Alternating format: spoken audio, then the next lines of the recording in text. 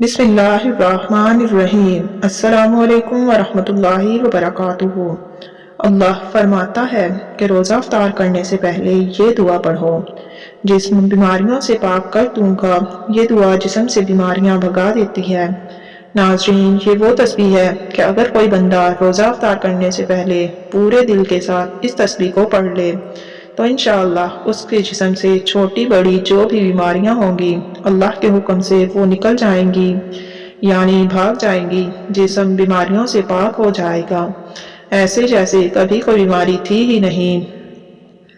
اس تسبیح کے حوالے سے نبی پاک صلی اللہ علیہ وآلہ وسلم نے فرمایا کہ جو بندہ یہ دعا یہ تسبیح پڑھتا ہے بیماریاں اس کے قریب بھی نہیں آتی۔ تو آپ نے روزہ افطار کرنے سے پہلے یہ تسبیح لازمی پڑھنی ہے، کیونکہ افطاری وہ وقت ہوتا ہے جب اللہ پاک اپنے بندے کے بالکل قریب ہوتے ہیں۔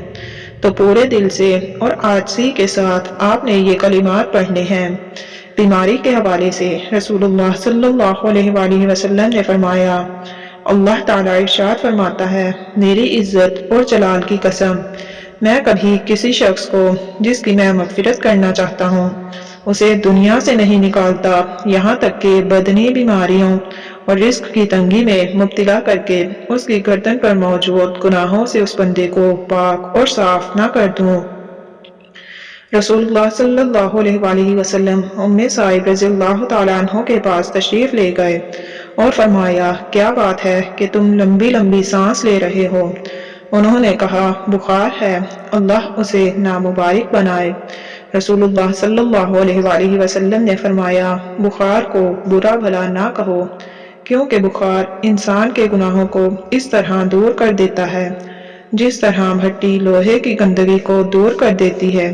بیماری ایک طرح سے رحمت ہے، اس سے گناہوں کی صفائی ہوتی ہے اور جنت میں درجات بلند ہوتے ہیں۔ اللہ تعالیٰ بعض بندوں کے لیے آخرت میں بلند مقام کا فیصلہ کرتا ہے، مگر ان کے پاس وہ اعمال نہیں ہوتے جن کی وجہ سے وہ اس کے مستحق ہو سکیں۔ اس لیے بسا اوقات بیماریوں اور آزمائشوں میں مبتلا کر کے انہیں اس قابل بنایا جاتا ہے کہ وہ آخرت کے اس بلند مقام کے اہل ہو جائیں۔ پریشانیاں اور بیماریاں ہمارے لیے رفع درجات کا ذریعہ ہے، بشرط یہ کہ ہم صبر و ہمت سے کام لیں اور ثواب کی امید رکھیں اور خدائی فیصلے اور تقدیر پر راضی رہیں۔ حضرت جابر رضی اللہ تعالیٰ عنہ فرماتے ہیں، رسول اللہ صلی اللہ علیہ وآلہ وسلم نے ارشاد فرمایا، دنیا میں عافیت سے رہنے والے قیامت میں جب آزمائش والوں کو دیکھیں گے کہ ان کو خوب اجر و ثواب دیا جا رہا ہے تو وہ لوگ یہ تمنا کریں گے کہ کاش دنیا میں ان کے جسموں کو کینچیوں سے کاٹ دیا جاتا اور ان کو بھی اسی طرح اجر و ثواب دیا جاتا جیسے ان آزمائش والوں کو دیا جا رہا ہے۔ تو ناظرین، رمضان المبارک جو رحمتوں اور برکتوں والا مہینہ ہے، اس مہینے میں اللہ پاک کی رحمتیں، برکتیں، انعامات اپنے بندے پر نازل ہوتے ہیں، اور رمضان کا پہلا عشرہ رحمت والا عشرہ کہلاتا ہے، جس میں اللہ کی رحمتیں بارش کی طرح بندوں پر نازل ہوتی ہیں۔ تو جو لوگ بیمار ہیں وہ اس رحمت والے مہینے میں اس دعا کو لازمی پڑھیں۔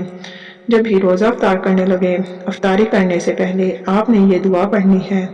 اس دعا کو حضرت ایوب علیہ السلام نے پڑھا تھا جب وہ بیماری سے لڑ لڑ کر تھک چکے تھے، تو آخر میں ان کی زبان پر اللہ پاک نے اس دعا کا ورد جاری کر دیا، تو پھر اس دعا کی برکت سے اللہ پاک نے انہیں دوبارہ نئی زندگی عطا کی، ایسی زندگی جس میں بیماری کا نام و نشان بھی نہ تھا۔ یہ اللہ پاک کی سکھائی ہوئی وہ دعا ہے جس دعا کی برکت سے اللہ پاک لا علاج بیماری سے بھی شفا دیتا ہے۔ تو ناظرین کرام، دعا کے جانب بڑھنے سے پہلے آپ سب سے گزارش ہے کہ اگر آپ ہمارے یوٹیوب چینل ہر ٹائم جیو پر نئے ہیں تو چینل کو سبسکرائب کر دیں اور ویڈیو کو لائک کر کے اپنے پیاروں کے ساتھ شیئر کر دیں تاکہ وہ اس سے فائدہ اٹھا سکیں۔ تو آئیے جانتے ہیں وہ دعا کون سی ہے۔ انی مسانی الضر وانت ارحم الراحمین۔ ناظرین کرام، ایک بار پھر سے سن لیں، انی مسانی الضر وانت ارحم الراحمین۔ مجھے سخت تکلیف پہنچی ہے اور تو سب رحم کرنے والوں سے زیادہ رحم فرمانے والا ہے۔ اللہ تعالیٰ کا ارشاد ہے، اور ایوب کو یاد کیجئے جب انہوں نے اپنے رب کو پکارا کہ بے شک مجھے سخت تکلیف پہنچی ہے اور تو سب رحم کرنے والوں سے زیادہ رحم فرمانے والا ہے۔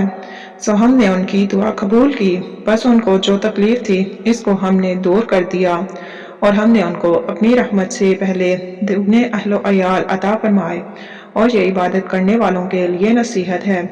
حضرت ایوب علیہ السلام لاعلاج بیماری میں مبتلا تھے تو اللہ تعالیٰ نے ان کی اس دعا کے ذریعے مدد فرمائی۔